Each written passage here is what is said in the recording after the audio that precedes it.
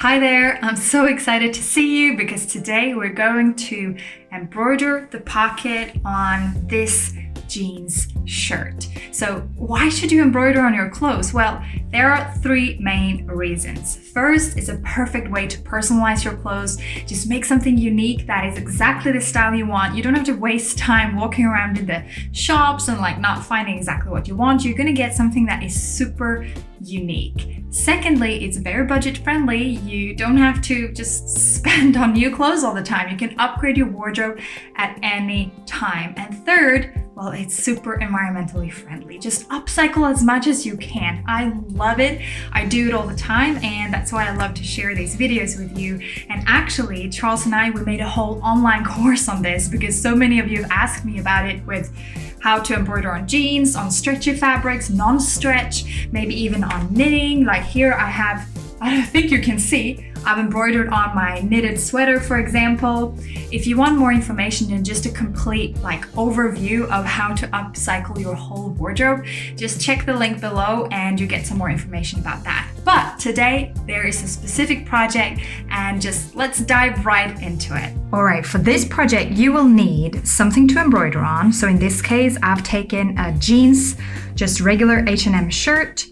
You want some scotch, a scissor, a needle, and this is a 1-5 needle. It's slightly longer but still relatively thin. Some thread. I'm going to do my design in a black DMC thread. I've got a piece of cut out Solvypaper or magic paper, depending on whether you choose the DMC version or not. And lastly, the pattern that I'm going to embroider. And I've chosen this. It's a design that Charles made from Rue de Petit Champ in Paris. And I'm going to embroider it exactly here on top of my pocket. You can find the pattern as well as all of the material recommendations in the link just below. Begin by taking the pattern. Unless you have a light box, of course, take the pattern towards a window, a piece of scotch, and stick it to the window. Then take your Solvypaper and place it on top of the paper. Make sure to keep it steady and then you start transferring. Simply use an ink pen and follow the lines.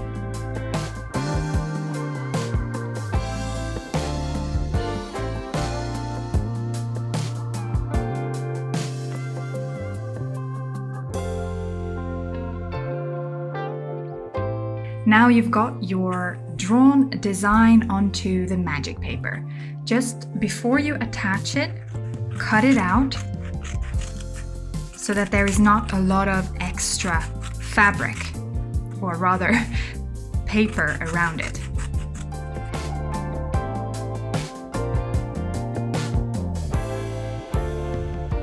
Now place it where you want it on your shirt.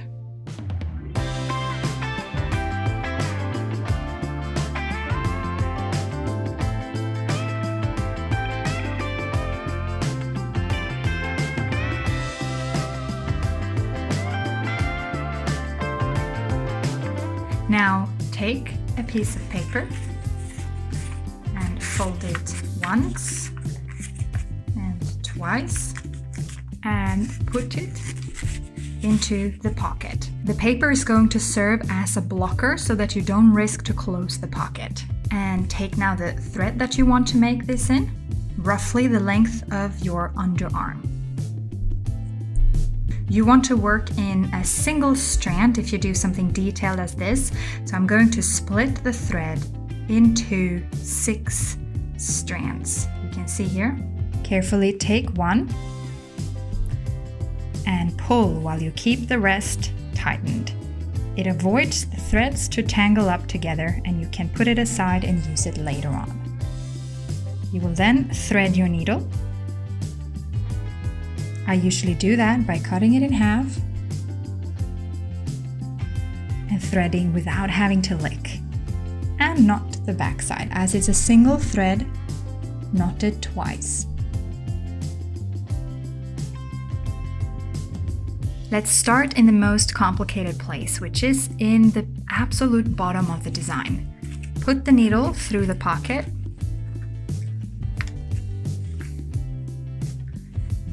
and up on the line.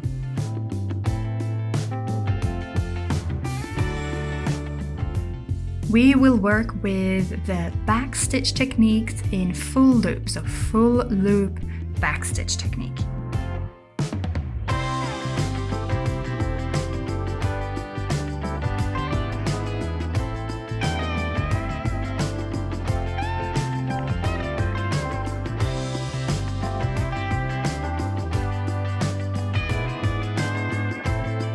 And if you don't cover exactly all of the lines, that is completely fine, because this magic paper or Solvypaper is going to dissolve in water later on, once we have finished our design. So you don't have to worry about any of the lines showing on your fabric. The lines are merely there as a guidance, helping you to just keep a more detailed design and essentially just stitch it with the right proportions in the right place.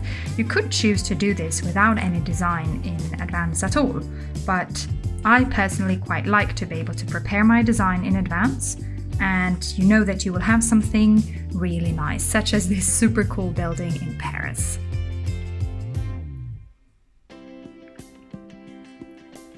Whenever there is a rounded curve, you will want to shorten your stitches.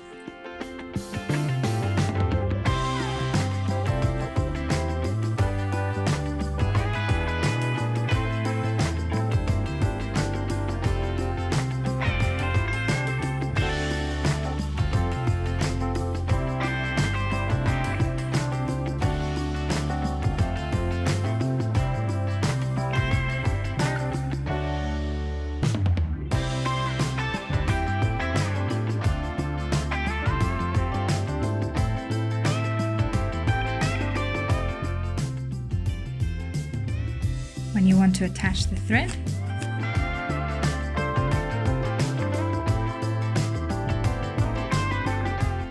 you find it on the inside, pull carefully, and make a knot.